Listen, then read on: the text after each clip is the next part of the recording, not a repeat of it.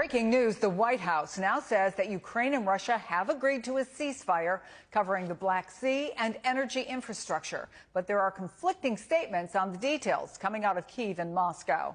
NBC's Danielle Hamamdjian joins us now. Help us to understand what has been agreed to after those U.S.-led talks in Saudi Arabia.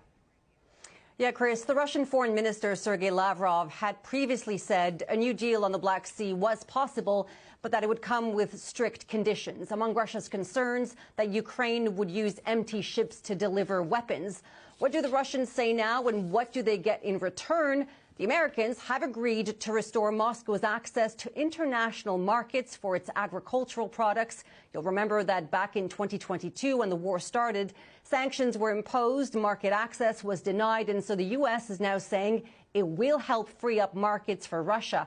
Moscow also saying, however, the agreement will only go into effect when sanctions are lifted on some of its banks. Ukraine, which is also on board, says that any Russian vessel moving beyond the eastern Black Sea will be considered a violation of this deal.